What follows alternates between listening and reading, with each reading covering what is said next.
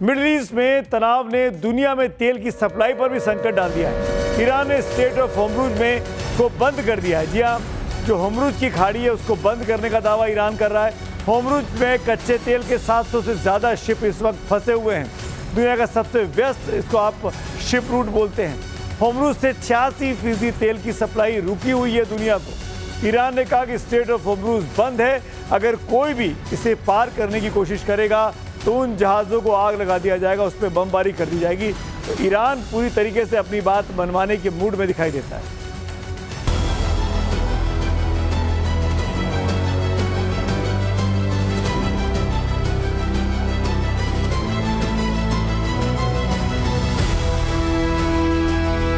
Middle east में बमबारी,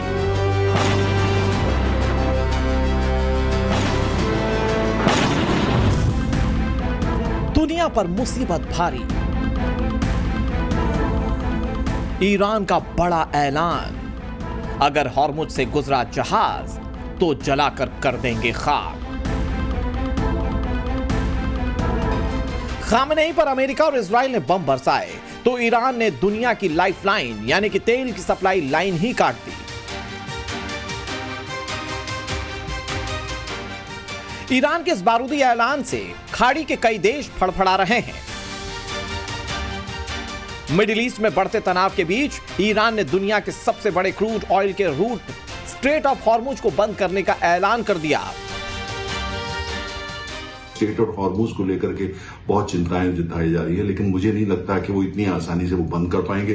क्या ईरान के पास इतनी क्षमता है कि स्ट्रेट ऑफ हॉर्मुज को बंद कर सकें? शायद नहीं। और अगर वो बंद करने की कोशिश करेंगे, मतलब वहां बारूद बिछाने की कोशिश करेंगे, तो वहां अमेरिका के जहाज पहुंच जाएंगे, सऊदी अरब के पहुंच जाएंगे, कतार के पहुंच जाएंगे। वो सारे देश जो अफेक्टेड होंगे वो चुप बैठ के तो उसको नहीं देखेंगे। ईरानी सेना ने धमकी देते हुए कहा कि अगर किसी जहाज ने यहां से गुजरने की हिमाकत की तो उसे आग के हवाले कर दिया जाएगा। भारत को सप्लाई होने वाला करीब 50% ऑयल हॉर्मुज से ही होकर आता है। जंग चल रही है, लेकिन भारतीयों को सबसे ज्यादा चिंता पेट्रोल और डीजल के दामों को लेकर है। ऐसे कौन कौन से संकेत हैं जो कीमतों के बढ़ने की ओर इशारा कर रहे हैं, यह भी आपको समझ जाना चाहिए। होर्मुज से क्रूड सप्लाई प्रभावित हुई है। संकेत नंबर 1 यानी कमी हो सकती है कच्चे तेल की। होर्मुज रूट से 50% क्रूड आता है। संकेत नंबर 3, कच्चे तेल में 10% की बढ़ोतरी हो रही है। इसके दामों में 10% की बढ़ोतरी ऑलरेडी शुरू हो चुकी है। संकेत नंबर 4, क्रूड का $100 बैरल का प्रति बैरल जाने का अनुमान है, यानी दाम तेजी से बढ़ने वाले हैं। भारत का क्रूड आयात 88% का है, यानी भारत पूरी तरीके से क्रूड पर डिपेंडेंट है और भारत के पास 40 से 45 दिनों का ही स्टॉक अमूमन रहता है। अगर ये लड़ाई इस 1.5 महीने से ऊपर खिंचती है तो मान के चलिए भारत के लिए और हर हिंदुस्तानी के लिए महंगाई दरवाजे पे नॉक कर रही है। मिडिल ईस्ट में शांति कब आएगी ये कोई नहीं जानता है, लेकिन अगर ये युद्ध 20 से 25 दिनों से ज्यादा चलता है तो इसका भारत पर बड़ा असर देखने को मिलेगा। पेट्रोल और डीजल के साथ साथ सीएनजी और एलपीजी के दाम भी बढ़ सकते हैं और यही बता रहे हैं जाने माने एनर्जी एक्सपर्ट नरेंद्र तनेजा। अभी बहुत ज्यादा चिंता की आवश्यकता नहीं, कम से कम आने वाले 20 दिन तक। 20 दिन से लंबा युद्ध चलता है, तेल नहीं आ पाता, फिर वो एक अलग बात हो जाती है, तब तो कीमतें भी बढ़ेंगी।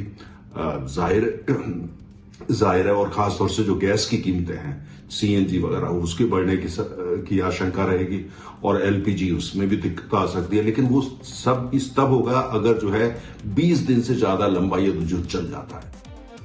और इस बीच एक और बड़ी खबर आ रही है मिडिल ईस्ट से जुड़ी हुई।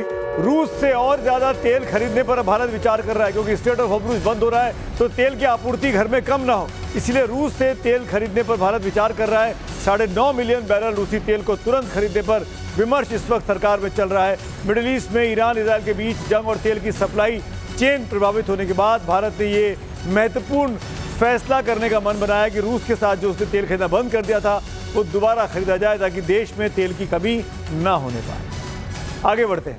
ईरान के सुप्रीम लीडर खमेनाई की मौत पर सोनिया गांधी, कांग्रेस की बड़ी नेता, ने एक आज लेख लिखा है।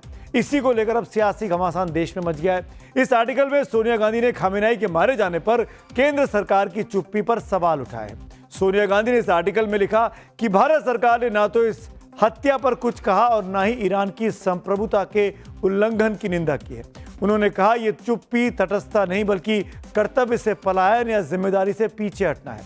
आर्टिकल में उन्होंने भारत की विदेश नीति की दिशा और विश्वसनीयता पर सवाल उठाते हुए मोदी सरकार पर तीखा हमला बोला है। सोनिया गांधी के इस आर्टिकल को राहुल गांधी ने सोशल मीडिया पर पोस्ट करते हुए क्या लिखा, अब ये भी आपको बता देते हैं। राहुल गांधी ने लिखा कि जब विदेशी नेता की टारगेट किलिंग पर हमारा देश संप्रभुता या अंतर्राष्ट्रीय कानून का कोई स्पष्ट बचाव नहीं करता तो इससे हमारी विदेश नीति की दिशा और विश्वसनीयता पर गंभीर सवाल उठते हैं। राहुल गांधी के इस पोस्ट का बीजेपी सांसद निशिकांत दुबे ने जवाब दिया है।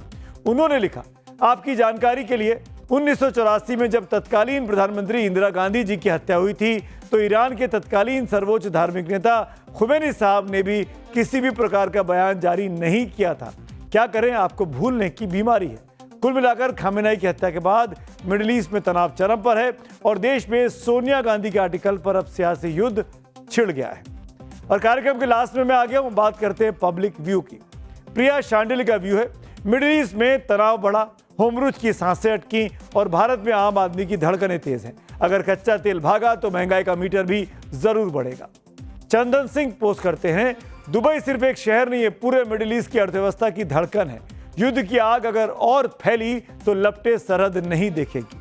एक और पब्लिक व्यू संध्या चौधरी का, वो लिखती हैं, यदि लड़ाई लंबी समय तक चली तो पेट्रोल की कीमत निस्संदेह बढ़ेगी, तेल भंडार पर इसका असर आएगा ही आएगा। यानी भारतीयों में अब इस लड़ाई को लेकर चिंता दिखने लगी है, खासकर महिलाओं में। तो आज मेरे साथ पब्लिक व्यू में इतना ही। आप सबको होली की बहुत बहुत शुभकामनाएं। आपसे मुलाकात होगी कल शाम, तब तक के लिए शुभ रात्रि।